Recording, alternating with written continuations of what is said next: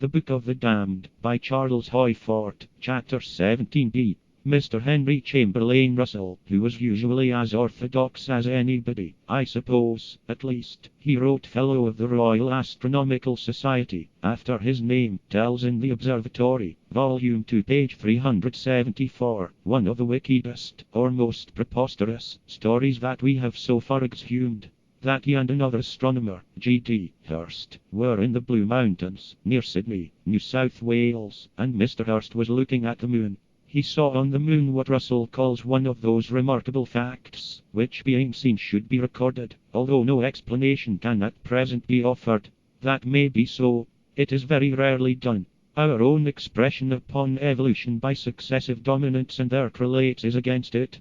On the other hand, we express that every year records a few observations out of harmony with it, but adjumbratory or preparatory to the spirit of years still to come. It's very rarely done. Lashed by the phantom scourge of the now passing era, the world of astronomers is in a state of terrorism, though of the highly attenuated, modernized, devitalized kind. Let an astronomer see something that is not of the conventional, celestial sights, or something that it is improper to see. His very dignity is in danger. Someone of the curled and scourged may stick a smile into his back. He'll be thought of unkindly. With a hardihood that is unusual in his world of ethereal sensitivenesses, Russell says of Hurst's observation, he found that a large part of it covered with a dark shade, quite as dark as the shadow of the earth during an eclipse of the moon. But a climax of hardihood or impropriety or wickedness, preposterousness or enlightenment.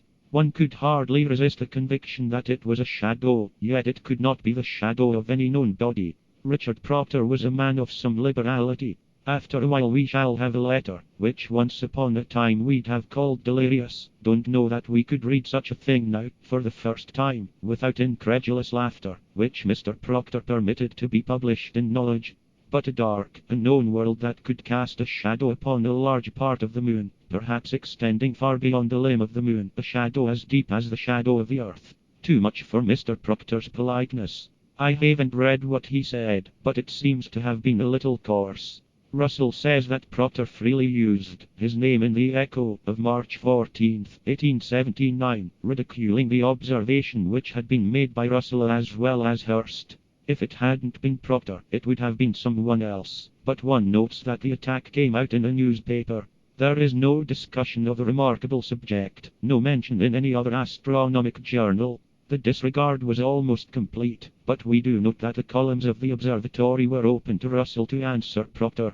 In the answer, I note considerable intermediateness.